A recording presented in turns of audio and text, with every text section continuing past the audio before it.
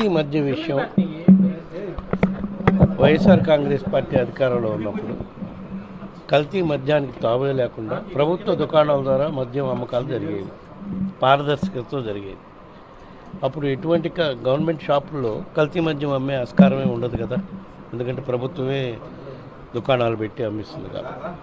ఇప్పుడు ఈ ప్రభుత్వం వచ్చినాక ప్రభుత్వ దుకాణాలను రద్దు చేసి తెలుగుదేశం పార్టీ కార్యకర్తలు అయితేవి, జనసేన పార్టీ కార్యకర్తలకైతే ఎవరైతే కూటమిలో వాళ్ళు అనుకూలంగా ఉండే వాళ్ళకన్నీ షాపులు వేలంపాట ద్వారా ఇచ్చారో ఎట్లా ఇచ్చారో వాళ్ళకి ఇచ్చారు. దానివల్ల ఇప్పుడు కల్తీ మద్యం బెల్ట్ షాపులు పెట్టి బెల్ట్ షాపుల ద్వారా కల్తీ మద్యం రాష్ట్ర వ్యాప్తంగా కూడా అమ్ముతున్నారనేది గత వారం 10 రోజుల నుంచి వివిధ సందర్భాల్లో మీడియా ద్వారా మేము కూడా చూస్తున్నాము.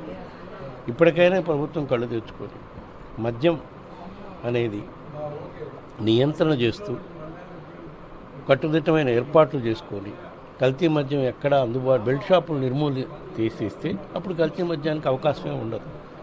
ఆ కార్యక్రమం చేయాలి. మా ప్రభుత్వంలో ఏమీ లేని దానికి లిక్కర్ స్కామ్ అని చెప్పి అందరినీ అరెస్ట్ చేసి భూతద్దంలో చూపించే కార్యక్రమం చేశారు. ఇప్పటికైనా ప్రభుత్వం కళ్ళు తెచ్చుకొని ఈ కల్తీ మద్యాన్ని నివారించేదానికి కట్టుదిట్టమైన చర్యలు తీసుకోవాలి. దాని తరఫున మేము ప్రజల పక్షాన్ని నిలబడి పోరాటం చేసే కార్యక్రమం చేస్తాం.